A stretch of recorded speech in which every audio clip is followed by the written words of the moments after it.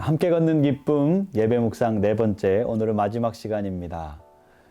해밍웨이가 1940년에 발표한 소설 작품 누구를 위하여 종을 울리나, 이 소설은 1937년 스페인 내란을 배경으로 한 소설입니다.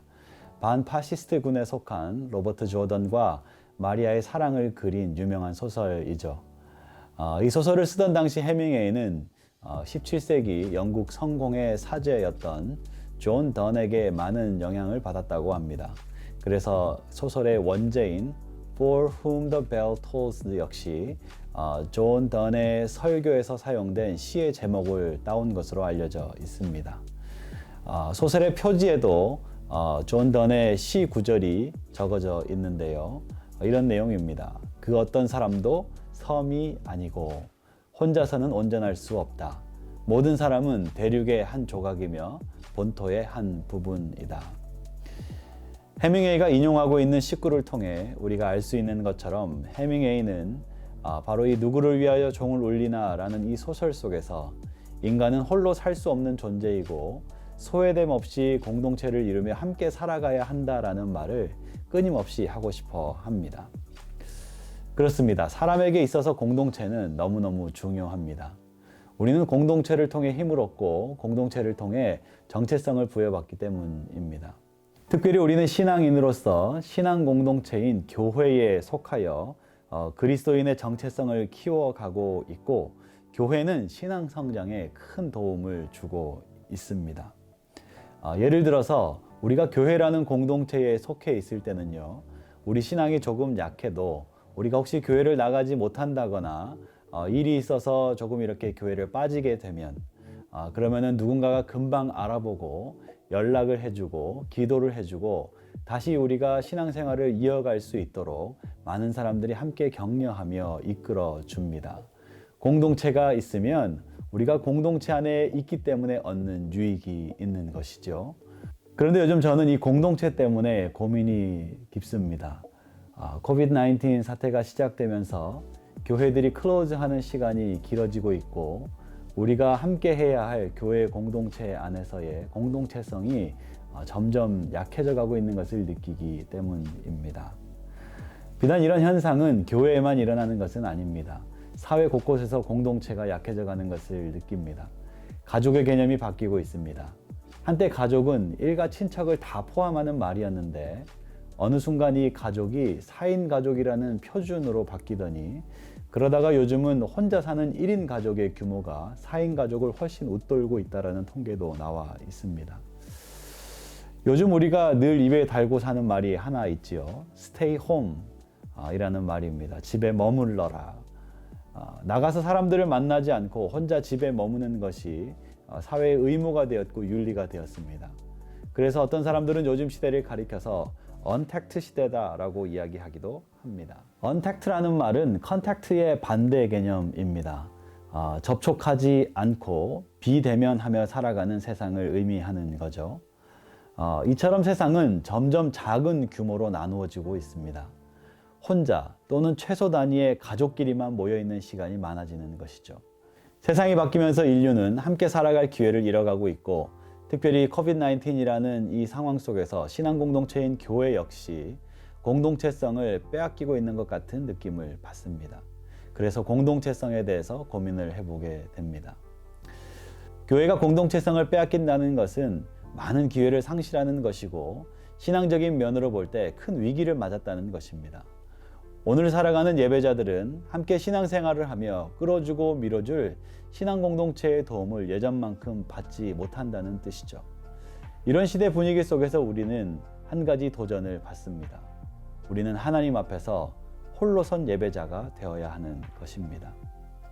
시대가 바뀌면서 작은 단위가 중요해졌습니다.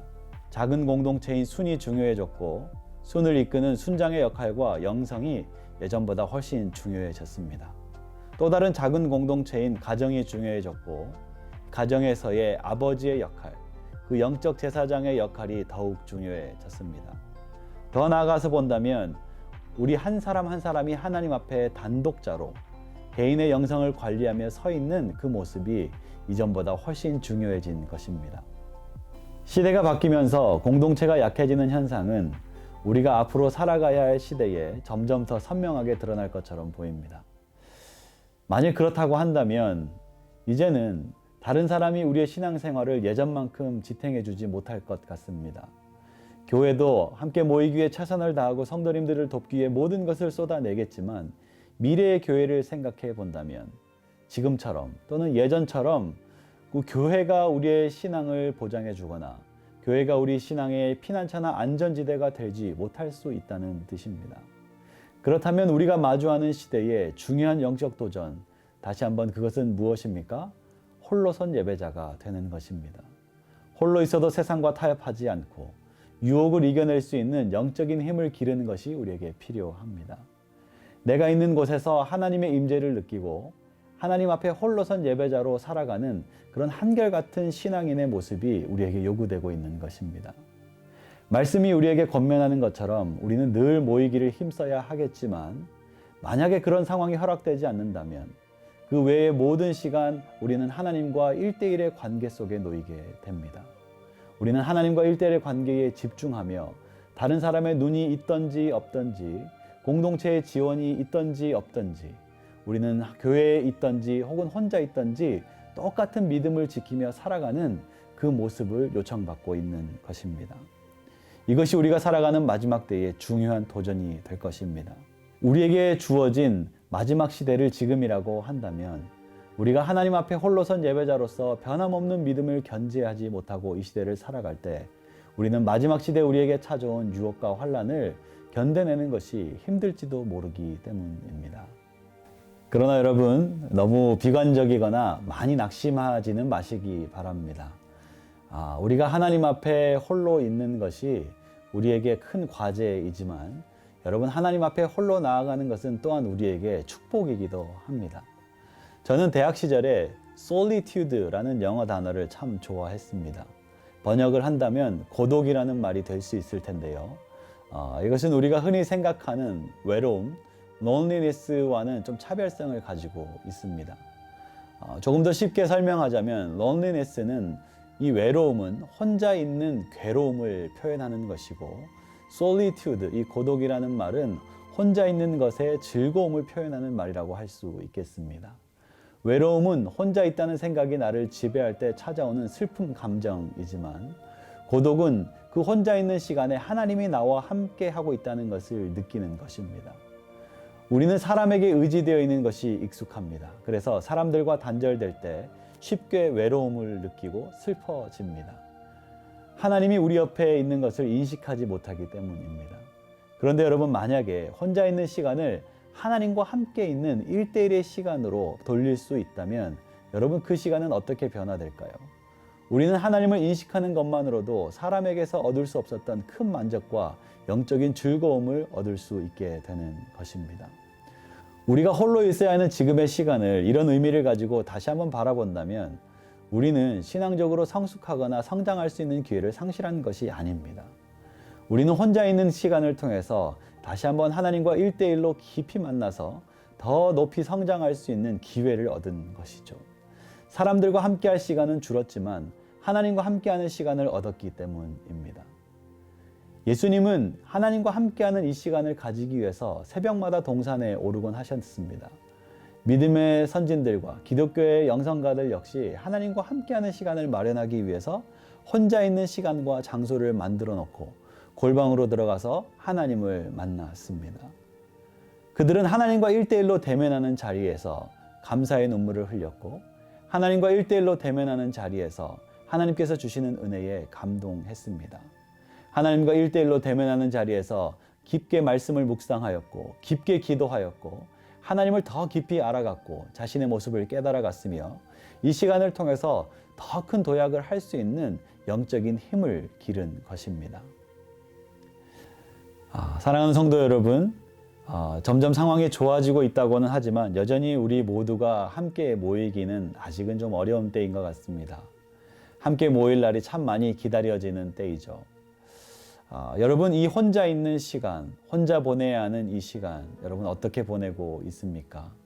마냥 외로움 속에서 사람들만 그리워하며 슬픈 눈물을 흘리고 있지는 않습니까? 여러분이 외로움을 넘어서 하나님을 독대하는 고독으로 나아갈 수 있게 되기를 바랍니다. 하나님 앞에 홀로 선 예배자가 되어서 하나님과 1대1로 만나는 것이 익숙해지고 하나님과 독대하는 것이 여러분의 일상이 될 때 여러분, 우리는 마침내 영적인 힘을 길러내어서 어떠한 환경과 조건이 우리에게 다가온다고 할지라도 변함없이 예배자의 모습을 유지하며 하나님의 뜻을 살아가는 성숙한 예배자가 될 수 있을 것입니다. 사랑하는 성도 여러분, 하나님 앞에 홀로 서 있는 그 자리, 하나님을 마음 다해 예배하는 예배자가 되어 서 있게 되기를 축복합니다.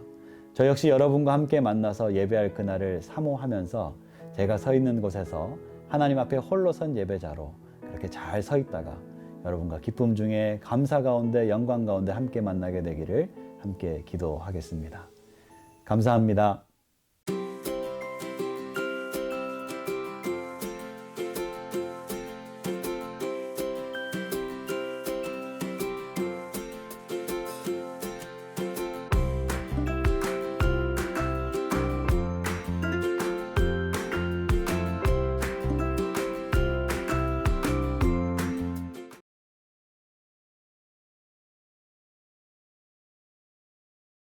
KCBC 라이프를 애청하시는 사랑하는 성도님들, 한 주간 동안 평안하셨나요?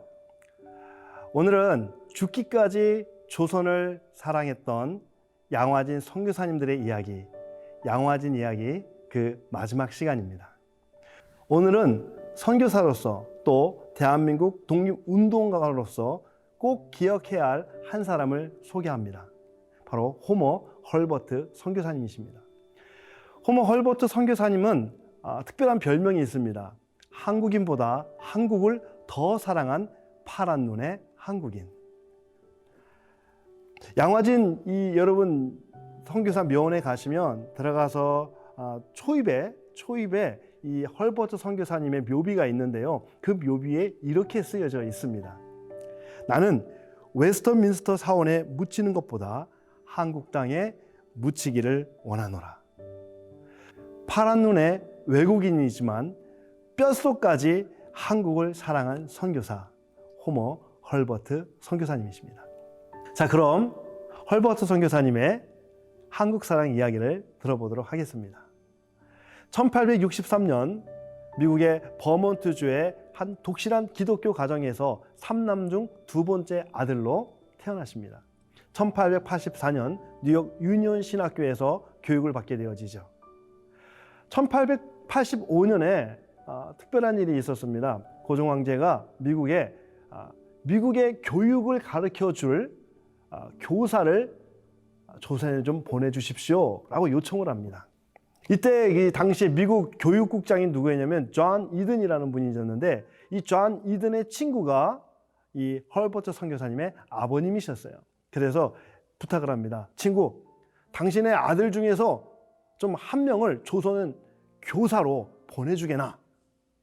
이 헐버트 선교사님의 그 바로 위에 형도 유니온 신학교 4학년에 재학 중이었는데, 형은 저는 안 가겠습니다 그랬어요. 그래서 이 헐버트 선교사님이 그럼 내가 가지요. 왜냐하면 굉장히 적극적이셨어요. 그래서 헐버트 선교사님이 이런 인연 가운데 조선 교육 교사로 파송되어지게 되어지죠. 조선에 도착한 헐버트 선교사님은 유경공원의 교사로 활동하게 됩니다. 여러분, 유경공원은 조선이 근대식 교육을 위해서 만든 국립학교입니다. 이화학당이나 배재학당은 학생 1명이나 2명으로 시작을 해요. 그런데 이 유경공원은 무려 35명으로 시작합니다. 과거에 급제한 사람, 또 현직 관료 중에서 우수하고 탁월한 사람을 뽑아서 시작한 국립학교가 바로 유경공원입니다. 바로 이 유경공원에서 헐버트 선교사님이 영어, 지리, 수학, 천문학 이런 것들을 가르치게 됩니다. 1991년도에 이제 이 유경공원에서의 교사의 임기를 마치고 미국으로 돌아갑니다. 그러나 이 헐버트 선교사님 가슴속에서는 조선이 계속 뜨겁게 남아 있었습니다. 그래서 다시 조선으로 갑니다. 이때는 선교사의 신분으로 온 가족을 데리고 조선으로 들어오게 됩니다.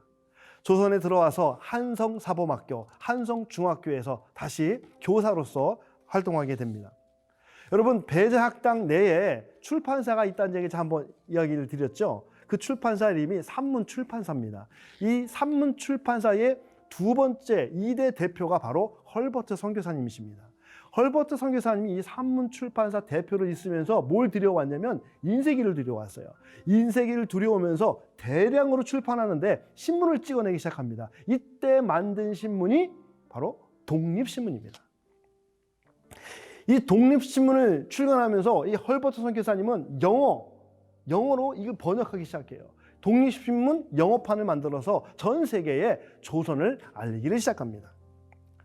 자, 그러면 이 헐버트 선교사님이 한국인보다 더 한국을 사랑한 파란 눈의 한국인이라는 그 이유가 뭔지 지금부터 한번 나눠보도록 하겠습니다.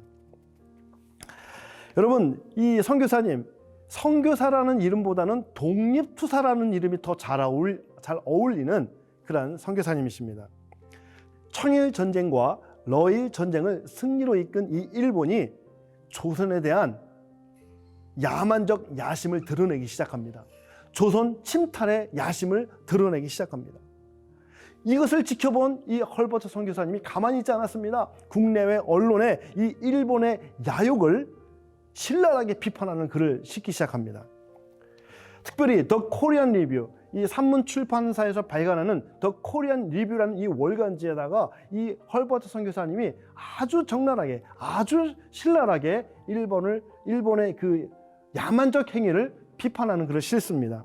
여러분, 더 코리안 리뷰에 실려진 글은 이런 게 있었습니다. 일본이 조선인들에게 아평과 노름을 조정하고 조선을 강제적으로 복으로 삼으려는 그런 만행을 저지른다라는 것들을 아주 신랄하게 기록하고 있습니다. 일본이 가만히 있을 리가 없죠. 1907년 더 코리안 리뷰를 강제적으로 폐간시켜버립니다. 이 헐버트 선교사님은 가만히 있지 않았습니다. 그래서 대한민국 멸망사라는 이 책을 출판하게 됩니다. 일본 제국의 야만성을 역사에 보존하고 또 한국의 그 구한말의 그 역사를 보존한 책, 바로 대한제국 멸망사입니다. 헐버트 선교사님은 가르치고 글 쓰는 일만 하신 분이 아니었습니다. 적극적으로 행동했던 독립투사였습니다. 특별히 그 고종 황제의 보디가드를 자청하셨습니다. 1895년 우리나라 역사에 치욕적인 사건이 벌어지죠. 명성황후 시해 사건입니다. 일본의 사무라이들이 무자백에 쳐들어와서 명성황후를 죽이죠. 을미년에 일어났다, 을미년에 사변이 일어났다, 그래서 을미사변이다 라고 이야기를 합니다. 여러분, 이날 이후로, 을미사변 이후로 고종이 불안해져요. 왜냐하면 일본이 이 을미사변의 책임을 조선에다가 뒤집어 씌운 겁니다. 대원군과, 시아버지 대원군과 이 며느리 민씨와의 갈등으로 만들어버린 거예요. 그리고 나서 일본이 한 건 뭐냐면, 야, 너네 나라는 왕후도 제대로 보호 못하니까 우리가 보호해주지 하면서 이 내각을, 조선 내각을 자기들 마음대로 친일 내각으로 바꿔버립니다. 그러니 고종은 불안한 겁니다. 자기 주변에 믿을 사람이 없는 거예요.